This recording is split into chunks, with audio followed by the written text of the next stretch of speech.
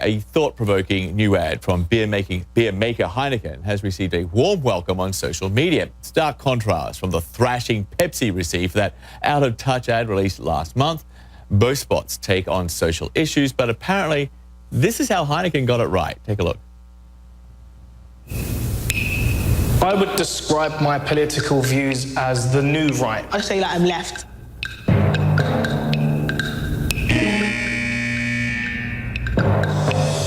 Feminism today is man-hating. I would describe myself as a feminist, 100%. Describe what it is like to be you in 5 adjectives. Okay, frustrating. Dedicated. Opinionated. Lucky. Name 3 things you and I have in common. We're both male, we're both confident, and we're both loudly spoken. We know each other better than people who've known each other for 10 minutes should. Here you are. Each take a bottle and place it on its corresponding markings on the bar. Attention, please now stand to watch a short film.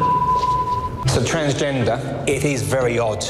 We're not set up to understand or see things like that. I am transgender. You now have a choice. You may go, or you can stay and discuss your differences over a beer.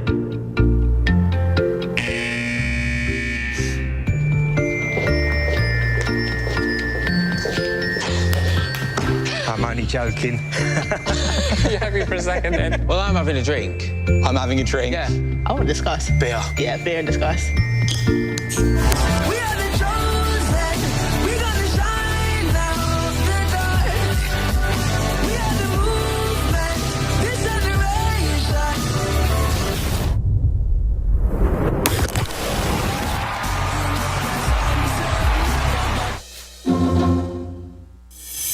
Joining me now is brand strategist and founder of the influential marketing group, Rohit Bhargava. Rohit, thank you for being with us. Thank you. Okay, there are a lot of good reviews out for this Heineken ad, especially relative to the terrible Pepsi ad.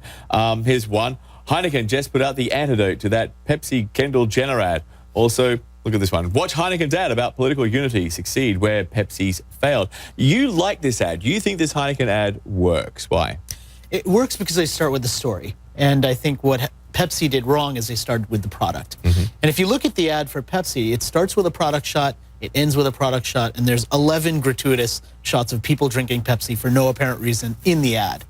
And Heineken tells a story. And at the end, the brand and the product is actually part of the story, and it makes sense. And I think that that's what brands have to do if they want to pass that skepticism barrier. Okay, so 2 questions. Why do they not deal with racism? And why is it that every non-progressive, whiny person in this commercial is a white guy? Well, I think that the problem with it is they're trying to stage diversity. And when you stage diversity, people can tell. Because their skepticism barriers are really high. Yeah. I mean, brands are guilty until proven innocent. And when we see a brand putting an ad on, we're thinking in our heads, how am I being manipulated right now? And unless the brand actually proves themselves worthy of the attention, people just switch off. Okay, Heineken says getting the right people was crucial. They wanted people with strong opinions. They went out and tried to find the exact ones for this ad. They went on to say in an interview, we spent 2 months searching through varying methods, a press and web search, internet forums, chat rooms, approaching specific bodies or organizations, local groups, communities, and simply interviewed them to get to know them.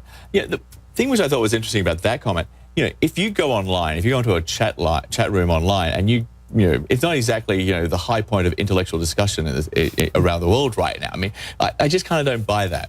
Yeah, it's funny. We talk a lot about discussion and conversation, but I think people actually want to watch opinion much more than they want to watch conversation. People like to be part of a conversation, but when you're watching a story unfold, it's much better as a consumer to actually see a point of view in that instead of thinking, oh, they want me to engage in some sort of conversation where I don't have the time for that anyway. The problem is you say that there's a discussion here and everyone has a beer and we all talk about it and everything's great. Yeah. But yet climate change is not a social problem. Climate change is a scientific fact. 98% of all scientists say it's happening. Misogyny and sexism, they are dangerous. And in this ad, it's just treated as another opinion you can disagree with, and we can all sit around and talk about it. That seems to me kind of one of the biggest problems of this commercial. Well, is it glossing over big issues? Yeah. Yes, it is. But But at the end of the day, the reason why I think it works and why people pay attention to it is because it's not trying to do too much in the context of a beer ad. I mean, at the end of the day, it's a beer ad. Yeah. And the message, right? Instead of expecting too much from beer. Yeah, I mean, I expect a lot out of beer myself. Don't we all? But, you know, but I maybe think not at the end social of the change. day, yeah, exactly. I mean, at the end of the day, like what beer can do is actually bring people together. And the simple message of the ad is, hey, accept each other for what we are. You know, I just want to play the contrarian here because this is what I do very well. As for the Pepsi ad, you know, it got panned. But, you know, the last couple of days, there was a May Day rally in Portland. There was some guy who actually went out and started handing out Pepsis. There he is there right now. And just a few days ago, at a violent protest at Berkeley, California, we had exactly the same thing. You know, there was scuffles broke out, and this guy here decided he was going to hand out Pepsis. You know, to me, this suggests that this Pepsi ad, as bad and as terrible as it was, it's now gone into iconic territory, right? So essentially, it worked. Well, iconic maybe as a parody, but I think that they did get an unfair amount of criticism for what it actually was, Right. I do think. I mean, I'm a brand strategist, and so I see that and I kind of sympathize with the brand a little bit more than maybe an ordinary consumer might. But I think the challenge that they had was they tried to stage too much of this, and they produced it in such a way that it was unbelievable from the beginning. Yeah. And that was the problem with it. Look, I just think beers and, you know, sodas and colas, let's just avoid social issues. Just tell us about the product. You know, anyway, Rohit, good to see you. Good to see you. Thanks so much. Thank you. Appreciate it.